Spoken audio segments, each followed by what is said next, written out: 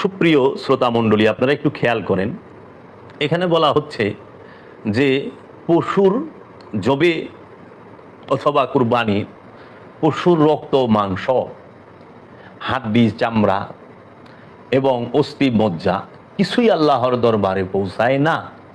আল্লাহর দরবারে পৌঁছায় শুধু যে ব্যক্তি কুরবানি করেন সেই ব্যক্তির মনের তাকওয়া। তাকওয়া কি? খোদা ভীরুতা। তাকওয়া মানেই হইল যে অসৎকর্ম, অপকর্ম, পাপ কর্ম করতে খোদার ভয় করা। পাপ করতে ভয় করা, পাপ করতে গিয়ে আল্লাহর ভয়কেই বলা হয় তাকওয়া। যে না, আমি কোনো পাপ করব না, আমি আল্লাহ রব্বুল আলামিনের ভয় করি, যে আমি অপকর্ম করার সঙ্গে সঙ্গে সে আমাকে সাজা দিবেন।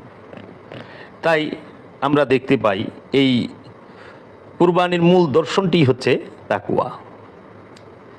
এই সম্পর্কে আমি আমার মহান মুর্শিদ কেবলায় আলম, কেবলায় কাবা, আমার মহান মুর্শিদ চিরাগে জান শরীফ কালান্দার বাবা জাহাঙ্গীর বা ইমান আল সুরেশ্বরী ফি আনহুম যে লিখিত কিতাব হজ ও কুরবানি, এই কিতাব থেকে একটু আপনাদেরকে বলতে চাই এবং এই বিষয়ে আমি একটু আলোচনা করতে চাই।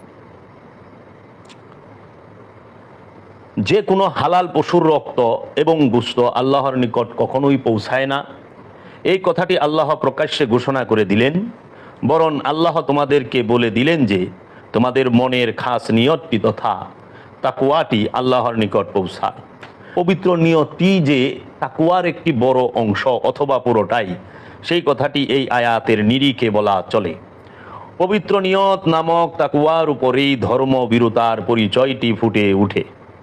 এখানে আমিত্বের কোরবানিটিকেই তথা যে খান্নাসরূপী শয়তানটি নফসের সঙ্গে জড়িয়ে রাখা হয়েছে, উহাকে তাড়িয়ে দেওয়া অথবা মুসলমান বানিয়ে ফেলতে বলা হয়েছে। এই আমিত্বের কোরবানির জন্য যারা ধ্যান সাধনার তাকওয়ায় ডুবে আছে তাদেরকে সঠিক পথটুকু অবশ্যই দেখানো হয়। এখানে মেজাজি কোরবানিটি চালু না রাখা হলে হাকিকি কোরবানিটির রহস্য ধরাটা বড়ই কষ্টকর হতো। সেই জন্য বিমূর্ত তথা যাহা দেখা যায় না কোরআন কুরবানিটি বুঝবার জন্য, বিমূর্ত কুরবানিটি বুঝবার জন্য, যেই কুরবানিটি দেখা যায় না আমিত্বের কুরবানিটি, সে আমিত্বের কুরবানিটিকে বুঝবার জন্য মূর্ত কুরবানিটি তথা যেটি দেখা যায় তথা পশু কুরবানিটির মধ্য দিয়ে বোঝানো হয়েছে। আপনারা একটু খেয়াল করেন যে প্রতিটা জিনিসের জাহের